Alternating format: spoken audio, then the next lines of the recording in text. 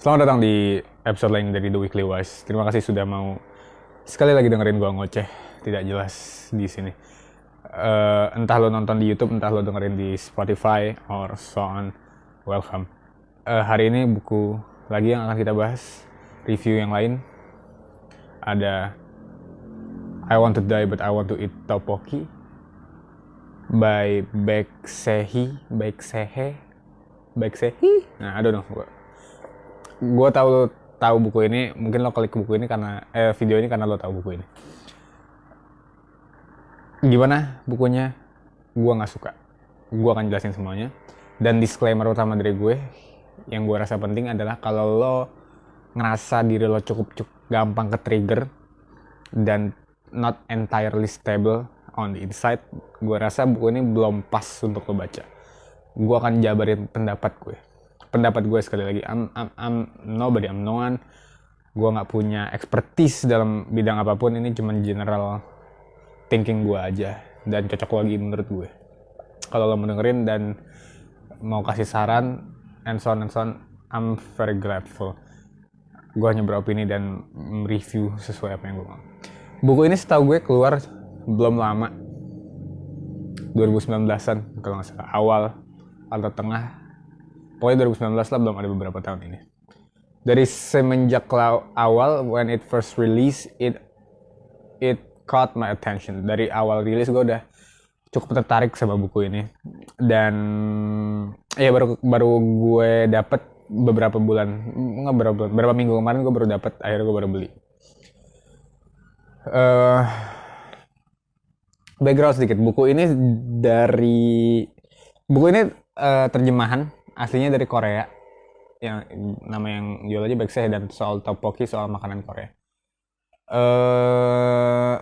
Sebenarnya premis buku ini gampang banget dijelasin. Buku ini sebenarnya adalah catatan atau jurnal dari si sang penulis yang mengidap distimia. Jadi distimia itu bedanya sama major depression, setahu gue yang udah gue baca dari sini adalah kalau distimia itu berkepanjangan. Jadi mungkin versi yang tidak seberat depresi major, tapi bertahun-tahun, numpuk dan mengganggu segala kehidupannya. Jadi itu distimia. Gue juga baru tahu karena baca buku ini. Dan dari judul aja lo udah ngeh banget, itu menggambarkan sesuatu yang ambidex banget, yang ambigu banget, mau mati tapi mau makan tteokbokki. Dari judul aja udah caught attention banget buat gue, dan mungkin buat lo semua yang dengerin. Underline garis besarnya pasti soal mental health. Mental health kan lagi laku banget dibicarain gitu ya, lagi jadi satu diskursus yang seru banget dari gue SMA dulu lah. Pokoknya awareness soal mental health udah naik, orang-orang udah mulai trigger, udah mulai excited, dan keluar buku ini jadi sesuatu yang menarik gitu akhirnya. Makanya rame pada waktu itu. Kenapa gue nggak suka? Jadi gini, dari awal sebenarnya kalau lo perhatiin buku ini tuh agak susah dibilang buku yang persis buku gitu ya. Karena dari awal dibilang bahwa buku ini sebenarnya tuh esai, atau gue melihatnya justru sebagai jurnal dari pengobatan si Baek Sehi ini dalam pengobatan distimianya. Jadi di dalam buku ini lo akan temukan hampir sepanjang buku itu adalah conversation antara si Baek Sehi dan psychologist, si dokter kejiwaan. Gue bahas nggak suka dari mana ya? Oke, mungkin dari yang tadi udah gue disclaimer di awal. Kenapa gue bilang kalau lo mentally unstable, atau lo gampang trigger, lo jangan baca buku ini. Karena buku ini seperti gue bilang isinya jurnal dan keluhan-keluhan yang eksplisit dari Baek Sehi kepada psikologis. Jadi ini jurnal. Jadi dia ada satu sesi konsultasi sama si psikologisnya. Dia tulis tuh semuanya tuh transkripnya. Dan dia underline pada akhirnya dia underline beberapa poin yang dia rasa penting.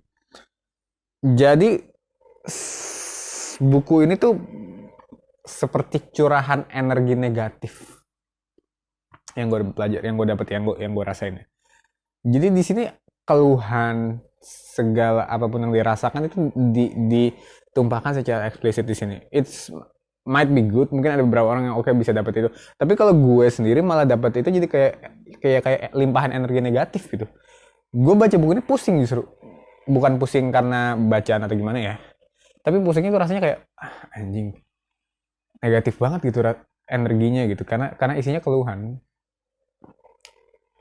Sekali lagi ini subjektif gue yang baca, gue coba sampaikan menurut gue. Jadi gue kayak disturbing lah, beneran disturb gue ke aduh. Jadi beneran pusing, jadi terus kayak nervous lah gue baca buku ini tuh, jadi kayak gimana ketularan energi negatifnya gitu. Karena memang di sini kita diajak untuk bener-bener nyalam ke kepalanya dia. Gimana ya? Jadi kita diajak untuk see through her head tentang pengalaman distimianya secara berkepanjangan, keluhan-keluhannya, kita diajak untuk flashback ke masa dulunya dia, and so on and so on. Itu tadi soal konteks ya, jadi karena ada curahan energi negatif itu yang gue jadinya kurang suka.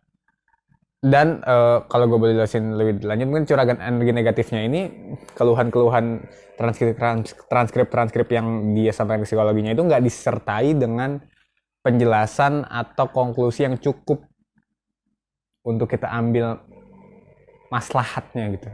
Jadi oke, dia punya case nih, dia punya keluhan bla bla bla bla panjang. Tapi penutupnya itu yang akhirnya mengkonklusikan itu semua tuh nggak nendang gitu. Jadi pada akhirnya cuma keluhan aja. Menurut gue tuh cukup disturbing. Kedua, karena tadi cara presentasinya yang kebanyakan adalah transkrip itu ya. Dan dari awal bahkan Dr. Jimmy Ardian pun bilang di sini esai. Gue juga kurang paham ya kalau misalnya secara general, secara formal gitu, esai sama buku tuh ada kemiripan apa enggak gitu secara format. Tapi ini bukan sesuatu yang gampang dicerna lah, gitulah intinya buat gue. Gue kesulitan mengambil benang merahnya gitu dari setiap bab, dari setiap keluhan si baik si ini. Gue jadi kesulitan. Oke, lu you have a problem, you had a problem, and so what gitu. Gue kurang, mungkin gue yang kurang pinter kali ya, gue yang bego apa gimana, tapi gue jadi sulit mengambil benang merah itu. Gitu kali ya. Iya sih bener, udah gitu gue juga nulisnya gitu dong. Dan secara penulisan pun nggak gripping, nggak bikin lo pengen baca terus gitu.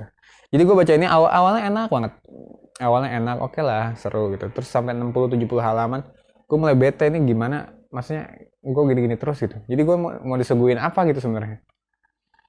Sampai akhirnya gue nggak bisa, lama-lama gue nggak bisa. Gue coba lagi, ternyata memang nggak bisa. Penulisannya nggak gripping. Tapi sekali lagi kalau lo ngerasa butuh ya lo baca silakan. Kalau lo ngerasa relate, semoga ini bisa jadi buku yang menyenangkan buat lo bisa dapat sesuatu dari sini. Tapi gue sih pribadi kurang suka. Udah gitu aja dulu. Bye.